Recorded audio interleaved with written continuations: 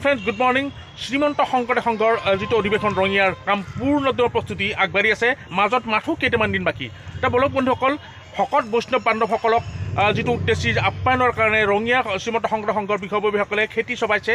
বলকচোন সেই খেতি চাবলৈ যাওঁ, তাৰ প্ৰস্তুতি কেনেকুৱা হয় আহক। হেল্ল' ফ্ৰেণ্ডছ, মই বৰ্তমান উপস্থিত আছোঁ চিকনিবাৰী, কিছুমান তুলসীবাৰীৰ কিছু কাষতে তুলসীবাৰীৰ ঘোকা যিটো ৰিজাৰ্ভ তাতে আছোঁ। শ্ৰীমন্ত শংকৰদেৱ সংঘৰ যিটো গোটেইখিনি আপোনাৰ দেখালৈ পাব, যিটো খেতি চপাই আছে। এয়া চাওক, আলু চপাই আছে, বহুত বিঘা মানে লগ লাগি ইয়াতে খেতি কৰাইছে। আহকচোন তাৰ কিছু সামগ্ৰিক পৰিৱেশ মই দেখিবলৈ চেষ্টা কৰিম। শ্ৰীমন্ত শংকৰ সংঘৰ যিটো খাদ্য উপসমিতিৰ যিটো সভাপতি আমাৰ ৰঙিয়াৰ শ্ৰদ্ধা দিলীপ লহকৰদেৱ, তেখেতৰ উদ্যোগতে এই কাম আৰম্ভ হৈ আছে। এইসমূহ আলু, এই আলু চপাই আছে, আলু তুলি আছে। সঁচাকৈ এটা ভাল লগা পৰিৱেশ।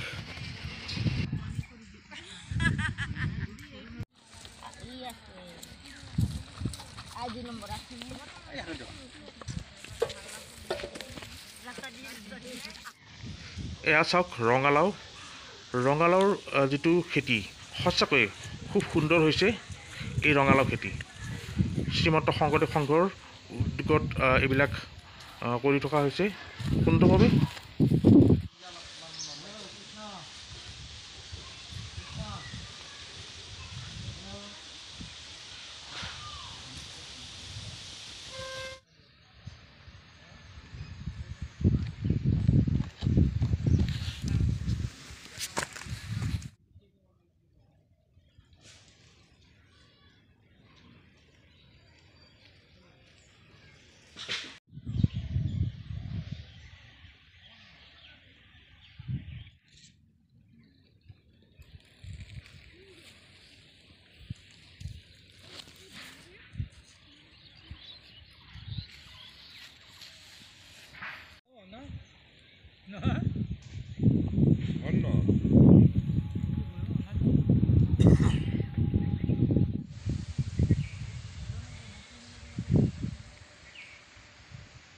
তো বন্ধুসকল, মই ইয়াতে আছোঁ খেতি চপোৱা যি সংঘৰ সদস্যসকলে মানে কাম আৰম্ভ কৰিছে। মোৰ লগত এজন বিষয়ববী আছে সংঘৰ, যিটো খাদ্য সমিতিৰ এজন বিষয়ববীয়া, তেখেতৰ লগত মানে কিছু কথা আলোচনা কৰিম। বাপ, ইয়াতে কেনেকুৱা ধৰণৰ খেতি আপোনালোকে কৰিছে বা কিমান মাটিত খেতি কৰিছে কিছু কওকচোন। কৃষ্ণ জয় গুৰু শংকৰ। আমাৰ 93 সংখ্যক ৰঙিয়া শ্ৰীমন্ত শংকৰদেৱ সংঘৰ ৰঙিয়া অধিৱেশনৰ মানে ভকত বৈষ্ণৱক খোৱাৰ কাৰণে আমি সংঘৰ তৰফৰ পৰা খাদ্য উপসমিতিৰ জৰিয়তে ইয়াত প্ৰায় 20 বিঘা মাটিৰ অকল আলু আৰু কবি খেতি কৰা হৈছে। তাৰোপৰি আৰু অন্য ঠাইত আমাৰ প্ৰায় 50 বিঘা মাটিৰ হেৰি আছে, মটৰৰ খেতি আছে, আৰু 25 বিঘা মাটিৰ সৰিয়হৰ খেতি কৰা হৈছে। আৰু আমি ইয়াত য'ত থিয় হৈ আছোঁ, এইখিনি চিকনিবাৰী ফাৰ্ম বুলি কয়। এই চিকনিবাৰী ফাৰ্মত প্ৰায় 20 বিঘামান মাটিৰ আমি আলু খেতি আৰু কবি খেতি কৰিছোঁ, জৈৱিক মানে সাৰ প্ৰয়োগ কৰি। অৰ্থাৎ আমাৰ ভকত বৈষ্ণৱসকলক যাতে অন্য ঔষধ বা সাৰ, ৰাসায়নিক সাৰ প্ৰয়োগ নকৰাকৈ আমি যাতে শুদ্ধ জৈৱিক সাৰ প্ৰয়োগ কৰি ভকত বৈষ্ণৱক যাতে খুব ভাল মানে আমি তৰকাৰী খুৱাব পাৰোঁ, তাৰ কাৰণে আমি আমাৰ খাদ্য উপসমিতিৰ জৰিয়তে আগন্তুক অধিৱেশনৰ কাৰণে আমি ইয়াত খেতি কৰা হৈছে। আৰু ইয়াত আমি ৰঙালাও খেতিও কৰিছোঁ, ওলকবি, মূলা, বন্ধাকবি আৰু আলু খেতি।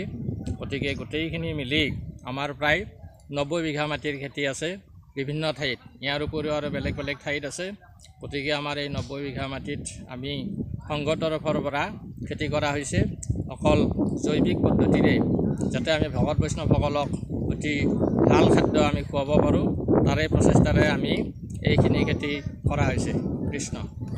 হয়, সঁচাকৈ তেখেতসকলৰ যিটো শংকৰ সংঘৰ যিটো সমিতিৰ মানুহবিলাকৰ ৰঙিয়া বিশেষকৈ বা বিভিন্ন ভক্ত বৈষ্ণৱক যেনে আদৰাৰ প্ৰস্তুতি চলিছে, সঁচাকৈ এটা সুন্দৰ এটা বাৰ্তা ৰঙিয়াৰ এই চিকনিবাৰী অঞ্চলত ভকত বান্ধৱসকলে দেখুৱাই দিছে। ধন্যবাদ।